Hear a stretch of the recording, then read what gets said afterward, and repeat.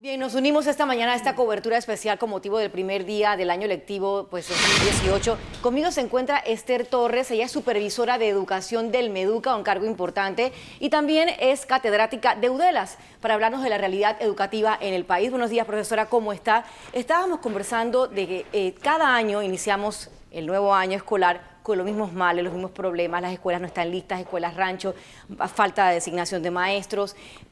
¿En qué estamos fallando o realmente hemos avanzado en algo? Profesora, buenos días. Adelante. Buenos días, licenciada Mirna. Buenos días a todo el país, a los miles de estudiantes que inician clase hoy, a los docentes, a todos los supervisores, al personal directivo. Ojalá este año pues sea un año próspero y podamos pues bajar las cifras de la cantidad de estudiantes reprobados en comparación pues con otros años. Bueno, como usted planteaba, nosotros, primero presentarme, somos supervisores de educación. ¿Qué hace un supervisor de educación, profesora, antes de entrar en el tema esencial? Bueno, los supervisores de educación basados en la Ley 47 y el Decreto 100 somos los funcionarios encargados de orientar, guiar y evaluar el proceso de enseñanza-aprendizaje en los centros educativos. Como tal, nos corresponden en las diferentes regiones educativas, se nos asignan zonas escolares con centros educativos. Y nos corresponde a nosotros entonces supervisar los centros educativos asignados por zonas o por circuitos.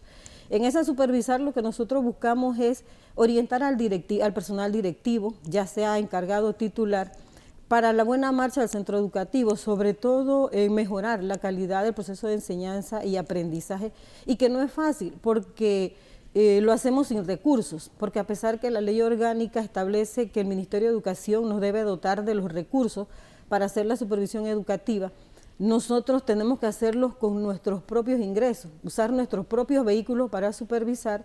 Imagínense en las áreas de difícil acceso, cuando tenemos que usar botes o tenemos que usar caballos para llegar. No tenemos los recursos, entonces lo hacemos con todo el mayor esfuerzo usando nuestros recursos. Entonces hemos hablado muchas veces con la ministra de Educación, planteándole que nos tiene que dotar los recursos. Y fíjese que hay que llamar la atención en esto. Se implementó en este periodo de gobierno el programa Mi Escuela Primero, y entonces nosotros en reunión de supervisores hemos comentado que cómo es posible que a este programa se le haya dotado de más de 30 vehículos, a veces hasta por región educativa, pero vehículos para los supervisores, porque sí queremos hacer el trabajo, no tenemos. Entonces, si nosotros no tenemos los vehículos, ¿cómo llegar a los centros educativos? ¿Cómo pudiéramos nosotros tratar de guiar o de orientar el proceso de enseñanza-aprendizaje? Así es que la verdad que no es fácil para nosotros cumplir con nuestras funciones, pero bueno, lo tratamos de hacer lo mejor posible y esperamos que este año pues se logre. Profesora, usted como conocedora, y sabemos que está planteando este problema que es delicado y que es serio, pero usted como profesora y que conoce el tema educativo, ha sido supervisora, como usted sabe, contra viento y marea, como bien lo señala, ¿en qué seguimos fallando o no hemos realmente avanzado en absolutamente nada? Era la primera pregunta que le hacía.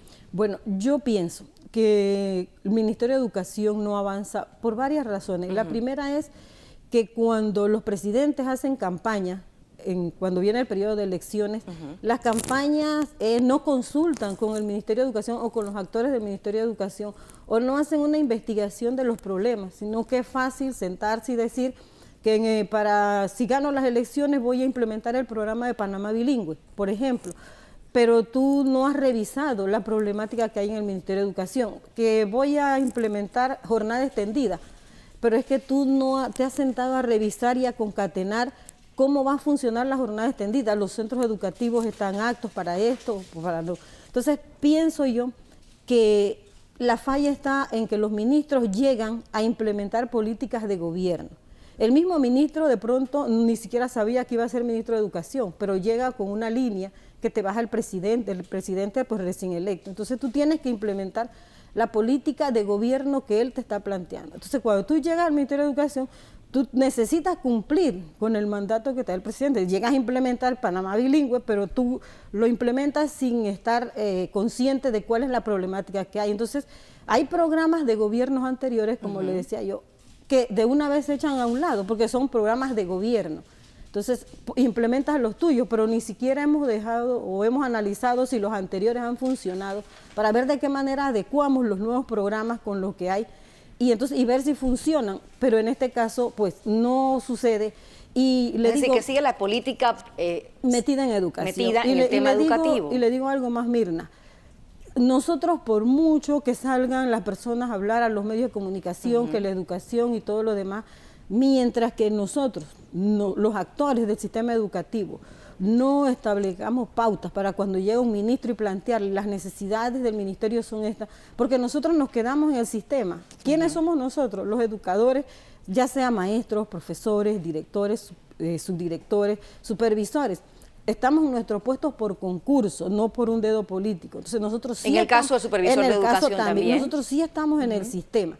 Entonces, nosotros cuando llega el ministro tendríamos que plantearnos y decirle estos programas han funcionado, que se les dé seguimiento. Pero los ministros no hacen eso. Es más, rara vez nos escuchan, porque si nos escucharan a las diferentes asociaciones, no tuviesen que salir a paros o a hacer huelgas. Profesora, déjenme un momentito porque tenemos a Belsis Binda, nuestra reportera que se encuentra en Pacora. Estamos acá en el estudio con la profesora Esther Torres. Ella es supervisora de educación y seguimos analizando lo que está pasando en este primer día de clases. Profesora, hablábamos también fuera de cámara un poco, el presidente hacía énfasis en el programa Panamá Bilingüe. Usted me mencionaba ayer en algunas de las anotaciones que me envió las posibles causas del fracaso o de algunos programas, entre ellos Jornada Extendida, Panamá Bilingüe y Aprende al Máximo, entre otros. ¿Qué ha fallado realmente en la implementación de estos programas? Bueno, como le decía, que los ministros no hacen un diagnóstico cuando llegan de ver los programas que estaban y ver cómo pueden concatenar los nuevos que trae el gobierno. Pero entre las causas yo le decía, por ejemplo, nosotros, la Asociación de Supervisores, nos hemos reunido algunas pocas veces con la ministra de Educación y le hemos planteado la opinión nuestra respecto a cómo pudieran funcionar. Porque si existe una ley que establece la enseñanza del idioma inglés, ya está regulado por ley la enseñanza del idioma inglés. O sea, qué bueno con el programa allí Panamá Bilingüe. Pero ¿dónde está la deficiencia del programa Panamá Bilingüe y Jornada Extendida, por ejemplo? Ahora le hago la relación. También ellos implementan el programa Jornada Extendida. Entonces, nosotros le sugerimos a ella en una ocasión que se podían unir los dos programas. Si ya es obligatorio hablar inglés y usted quiere incluir la Jornada Extendida, entonces nosotros le planteamos, empecemos por aquellos centros educativos y no importa si son multigrados, porque los multigrados son los de áreas rurales donde hay un maestro, pero esos son los centros educativos que tienen una sola jornada y que no viene ningún otro turno después. Entonces le decíamos, bueno, impleméntese así, con jornada extendida los colegios que tienen un solo turno. Y de paso, hagamos en el currículum asignaturas como reading, spelling, matemática, y las materias de inglés. Y que la jornada extendida sea hasta la 1 o 2 de la tarde, pero con asignaturas de inglés. Allí entonces nosotros uniríamos los dos programas, jornada extendida y el Panamá Bilingüe, y nosotros, eso sí puede perdurar, pero no como ellos quieren, porque al inicio hacen un pilotaje.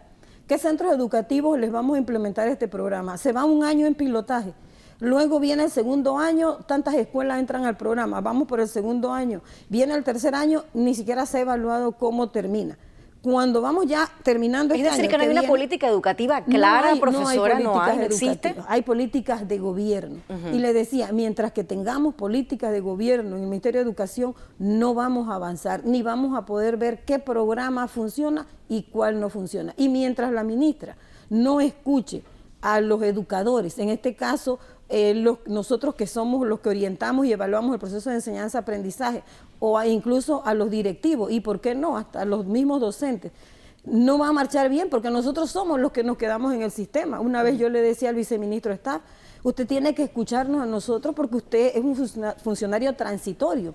Nosotros estamos en el sistema educativo y podemos ver cómo cada 5 años se implementan programas y cómo llega otro y los quita, y nosotros quedamos en un vaivén que el docente no cree en el director no cree en el supervisor. Y los supervisores estamos esperando, bueno, ¿y qué es lo que va a pasar cuando venga el otro ministro? Entonces, así no se puede caminar, Mirna. Nosotros de verdad necesitamos hacer de la educación una política de Estado, si queremos que camine, porque de lo contrario vamos a seguir, pasarán todas las inversiones, hay un 3 y punto y tanto del presupuesto asignado, y los docentes están pidiendo que sea el 6%. Pero si el 3% no lo ejecuta la ministra, y no suple las necesidades que tenemos, ¿para qué vamos a pedir el 6%? Si el que llega no sabe cómo gestionar los fondos. Así es que la verdad es que no veo cómo salgamos nosotros de esta crisis que hay, porque ahora sí hay crisis en el sistema educativo. ¿Ustedes sienten que este es un momento crítico para la educación panameña actualmente? Correcto, hay demasiada inversión perdida. Y hay 3 viceministros de educación Hay también, 3 ¿no? viceministros, tenemos el viceministro de infraestructura. ¿Son necesarios 3 viceministros en una cartera tenemos educativa? el administrativo y el académico y la ministra. Yo sumaba los salarios y nos vamos a $30,000 por mes. Y la pregunta que nos hacemos nosotros los supervisores es, ¿y esos $30,000 que se gastan por mes para pagar los salarios de ellos, al final son funcionales? Porque si tenemos el inicio del año escolar, como está sucediendo, el montón de problemas que hay, y le aclaro que no... ¿Cada viceministro gana cuánto? Cada viceministro, $6,000, más o menos los que hemos revisado, más 1,000 de gastos de representación. A todo esto que le dan vehículos, conductores, le dan celulares y todo lo demás.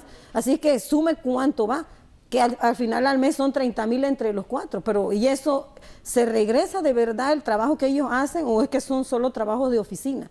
Porque yo puedo salir e inaugurar un centro educativo y decir, bueno, y me tomo la foto, y qué bueno, pero de verdad después que me tomo la foto, ¿yo sigo recorriendo el lugar donde fui o solamente era nada más para la foto y decir que yo llegué a ese lugar? Mientras tanto, seguimos con la ausencia de insumos básicos en la no educación. tenemos insumos. Yo le decía a usted que para que haya productividad, nosotros a los actores del sistema educativo, empecemos con el padre de familia. Tendríamos nosotros que hacerle conciencia que él tiene que cumplir con lo que dice la Constitución. El padre de familia tiene que estar inmerso en el proceso de enseñanza y aprendizaje de sus hijos. No creer que el centro educativo es una guardería o un internado.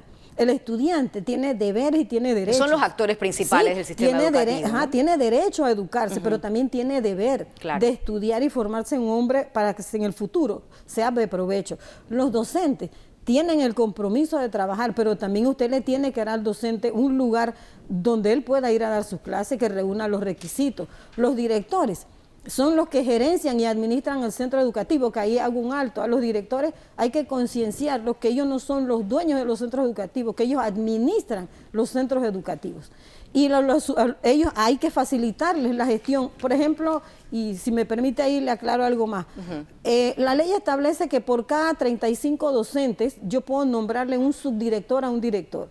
Yo puedo, cuando hay 9 docentes permanentes en un centro educativo, yo puedo sacar la vacante para que haya un concurso de director.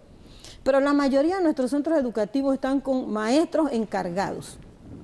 Es decir, que no todos los directores son titulares. Entonces, allí el que no es titular no está capacitado para manejar el centro También educativo. se produce entonces un problema. Usted llega y lo pone encargado de la dirección y ¿qué le queda a usted? Bueno, tratar de ver cómo adelante. Entonces, si usted le da los insumos al directivo y lo ayuda en los trámites del FESE que se le asignan y cómo llevar el centro educativo, le aseguro que mejoraría. Y nosotros los supervisores en el último escalón, ¿qué nos corresponde? Denos los recursos, denos los vehículos, denos los gastos para movilizarnos. Y si usted a todos esos actores les da los insumos básicos, yo le aseguro que caminamos, pero no al paso que vamos. Seguimos entonces, profesora Torres, para terminar ya con notas deficientes, iniciando este nuevo año escolar. Correcto, las notas deficientes. El sistema en general sigue sacando notas deficientes. Sí, porque entonces, es que lo que pasa es que tenemos la conciencia, el padre de familia, los estudiantes y los mismos docentes, de creer que la nota es lo que te dice a ti si adquieres el conocimiento. Y mire, y yo he visto cuando he ido a supervisar áreas de difícil acceso, ¿cómo usted espera que un niño que quizás no ha desayunado, que tiene que caminar 3 horas de distancia para llegar a un centro educativo, cuando llega, ¿cómo usted cree que ese conocimiento lo va a asimilar? Y quizás no es porque no sabe, lo que pasa es que hay factores, esos factores de alimentación, son otros factores que entonces entran en juego, familiares claro, que influyen, y la nota no es lo que le dice a usted. Yo soy profesora de la universidad y tengo estudiantes que en la noche se duermen. Y cuando le preguntan, bueno, son muchachos que se levantaron a las 4 a trabajar y no significa que al final no pasan el curso porque no saben, simplemente hay otros atenuantes que también influyen en esto. Y ojalá nosotros de verdad, los docentes, los mismos padres de familia, pongamos más atención en esto de ver cómo bajamos esa tasa de reprobados y buscamos nuevas técnicas. No es el 3, no es el 2, no es el 1 lo que te hace reprobar. La verdad es que lo que te hace reprobar a ti es la parte de saber si el contenido que aprendiste te queda como experiencia o es un contenido que solamente pasó y no quedó. Bien, profesora, aquí estamos viendo imágenes, por ejemplo, del presidente de la República, si podemos escuchar también lo que está ocurriendo allá en Pacora. Él se encuentra pues inaugurando este nuevo año escolar, un corte de cinta en la escuela Fernando Guardia Jaén, una escuela allá en ese sector, y hacía énfasis el presidente, si seguimos acá en el estudio, me confirman, pues decía el presidente, hacía énfasis el presidente en el tema del Panamá bilingüe. Son 5.000 docentes que han ido a Inglaterra, que han ido a Estados Unidos. ¿Ese conocimiento que han adquirido esos profesores se puede traducir o es efectivo llevarlo a los estudiantes, por ejemplo, a una escuela como Pacora? Bueno, yo le respondo con una anécdota. En una ocasión, cuando estuve haciendo un estudio de posgrado en docencia superior, me tocó dar a mi práctica con una carrera de inglés. En la práctica yo le comentaba a los estudiantes porque me extrañaba que algunos pues cuando salen no pueden traducir un texto. Y me decían ellos que es que ellos no lo forman para hablar inglés, ellos lo forman para enseñar lo básico en los centros educativos. Entonces habría que ver las mismas universidades que forman estudiantes, docentes en inglés, para ver si se revisa eso, porque al final, aunque usted los mande a Inglaterra, si la formación que ellos, o a Estados Unidos, o a la Florida, donde quiera, si la formación que ellos traen en su currículum no está apta para que ellos hablen inglés, sino para que enseñen lo básico, al final van a venir y van a enseñar lo básico, y los estudiantes no van a hablar inglés, porque para hablar inglés tendría que hacer conversaciones mutuas, y así no es que funciona. Usted no le puede hablar en español una parte y en inglés la otra. Esa es la opinión. Bueno, profesora Esther Torres, gracias por haber estado en esta edición informativa de Next Noticias. Realmente interesante lo que nos ha planteado, lo que está ocurriendo con el proceso de enseñanza-aprendizaje en el país. Usted es supervisora, usted sabe muy bien y ha conocido en el terreno lo que está pasando en las diferentes escuelas a nivel nacional. Así que vamos a estar pendientes a ver cómo transcurre este primer día de clase.